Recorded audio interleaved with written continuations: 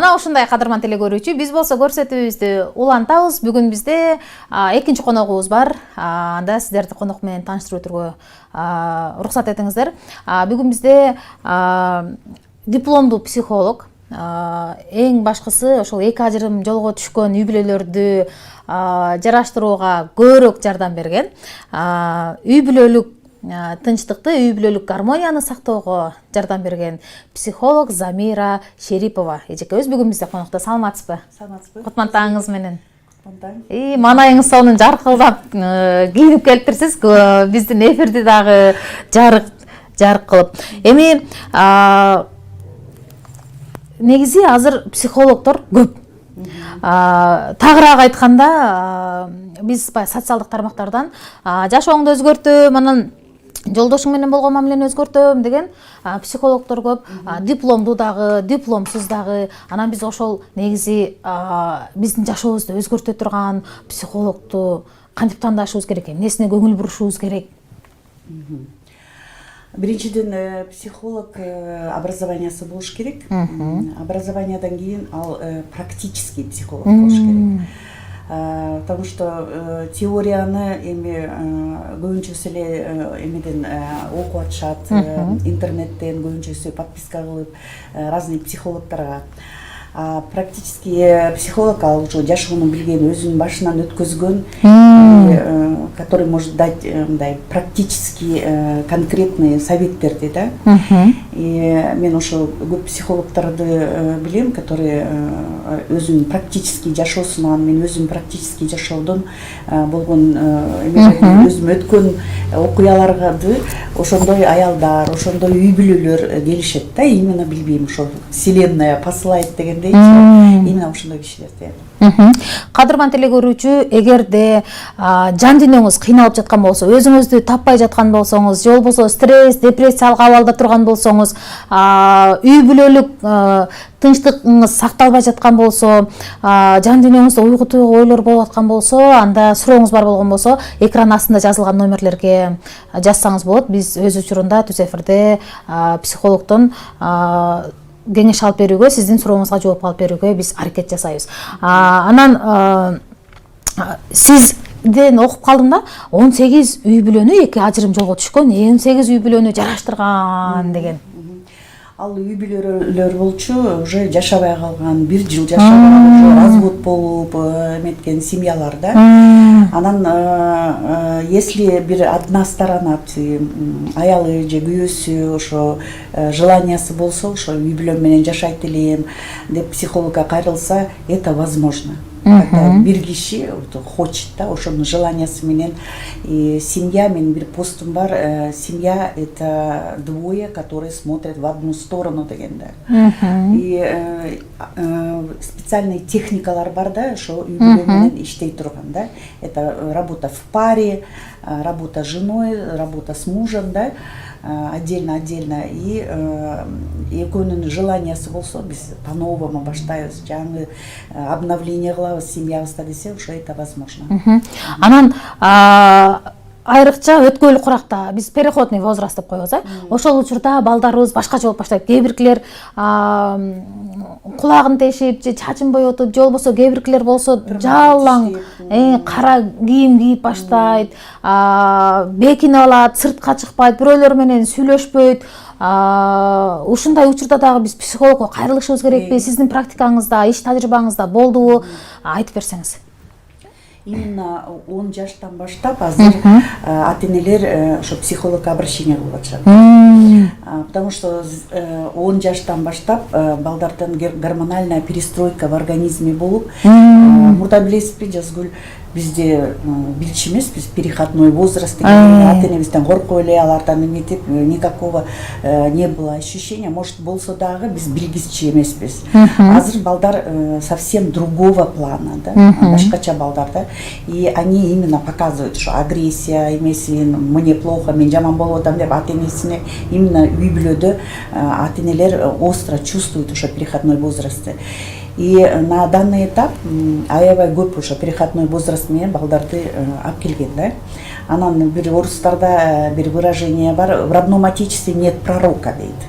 например, мамасы, папасы айтса, они не воспринимают мындайчы. А если профессионал, психолог ушу советтерин айтып, сүйлөшүп, прям кореньди надо вытащить, из-за чего это происходит. Может, школада бирдеме болуп атат, может, үй бүлөсүндө что-то не устраивает, и ошо корендерди чыгарып, бала менен иштеп, и правильный направление берсе, помогает это. Аябай жардам берет психолог. Ошо сиздин тажрыйбаңызда болдубу ушундай? Каждый день у меня приводят именно балдарды алып келет. 10 жаш, 11 жаш, 13, 14 жаш, 15 жаш тырмагын кыргызут, бирдемени тартат колдоруна, көп ушундай эмелерчи, нарушенияларчы психики.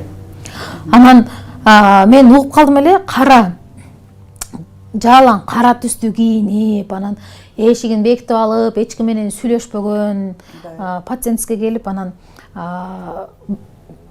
баягы жашоого болгон көз карашы башкача болуп, ачык түстөрдү кийип деп угуп калдым эле. Андай көп болгон. Обычно ошо подростоктор, когда внутренний бир конфликт болуп, өзүнүн ичинде дүйнөсү бир ошо выражениясы ошо кара кийим менен чыгат да, почему-то. Ушундай кара кийип, серый, ушундай, они хотят ошо за одеждой спрятаться, да. И когда начинается ошо организмде перестройка в душе, в сердце, жүрөгүндө бир радость, ушундай бир жакшы нерселер болуп баратканда, балдар уже это выражает, да, эти чувства именно одеждой. Яркая одежда, светлая одежда өтүшөт да. Демек балдарыбыз кара түстү тандап баштаганда дагы биз кооптонуп башташыбыз керек экен. Но не всегда, кээбиркиде бывает, что ошо кара кийим жагат, просто бала темные тона, там это такое бывает, да. Но мен деле билем, раньше мен настроением жок, ушундай эме болгондо мен яркие вещи не любила. Мындай более темный, более блеклый цветтерди мен кийчүмүн да. Анан сиз тренингтерди дагы өткөрүп турат экенсиз.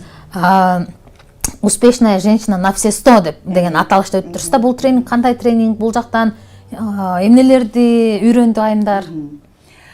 Биз ойлойбуз да, успешная женщина на все 100 деселе представление у женщин көп аялдар ойлойт, бул деген бизнес, деген акча, бул деген карьера, да. Менин тренингим она направлена на то, что внутренний конфликт алабыз да, когда я считаю, женщина, когда достигает успеха, качан ушундай успешный болот да, когда она өзү менен өзү в ладу, да, у нее хорошо внутри, да, нет внутреннего конфликта, да, она эртең менен турганда у нее радость, она позитивная, настроениясы жакшы, күлүп жайнап, она красиво, ошо излучает да, ошо радость всем, сүйүнүч, любовь, сүйүү бүт баарын бере турган аял, это успешная женщина на все 100. Ошондон баштап успех башталат да. Есть такое выражение, когда говорится, человек преуспевает настолько, насколько преуспевает его душа, дейт да.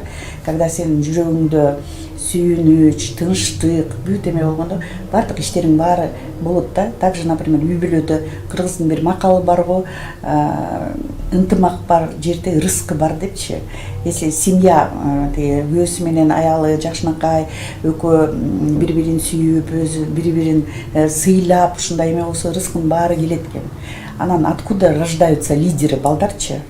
Именно лидер балдар ушундай жакшынакай семьялардан рождаются, они живут в свободе, спокойно, жакшынакай образование, жакшынакай воспитание бүт алып лидер болушат.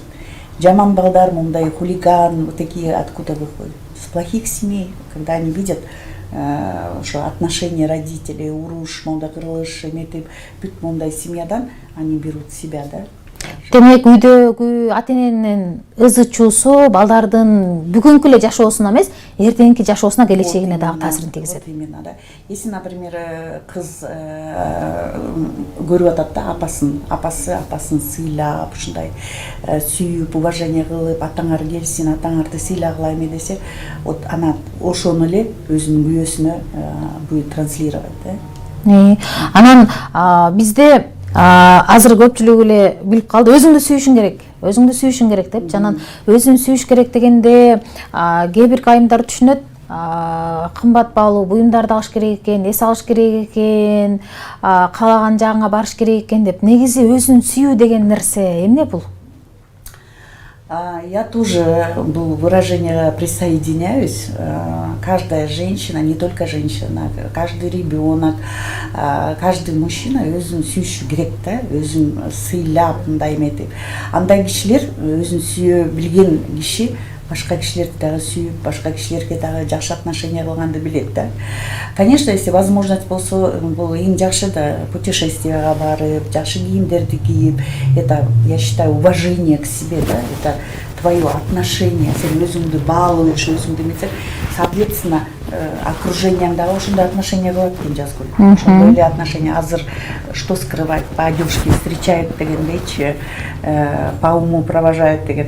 Поэтому мен за это, да, өзүн сүйүш, это действительно өзүң карап, не обязательно, если колуңда жок болсо деле өзүң карап, например, өзүң маникюр жасап, өзүң сыйлап, потому что есть женщины, которые өзүн вообще карабайт, сыйлабайт, вообще ноль коюп эле, точка коюп койгон. Домохозяйка.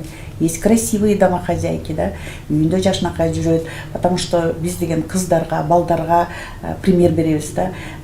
Мен көп кишилер менен встречаюсь, анан сүйлөшкөндө айтат да, апам ушундай сулуу аял эле, ушундай үйдө да жакшынакай кийинип жүрчү эле, столду ушундай с любовью сервировать этчи эле, бизге ушундай отношение кылчу эле депчи. Анан мен онкологияда иштеп калдым, детский онкологияда, и мамалар менен тоже тренинг өткөзүп, аларды мотивировать этип, анан ошо мамаларга айтчумун. Биринчи ошо ооруп аткан балдарыңарга жакшынакай болуп, красивый мама болуп киргиле. Гүлүп, билгизбегиле ооруп аткан. Ой, ты здоровый, мындай деп эметип. Поэтому бул жакшы нерсе деп ойлойм да.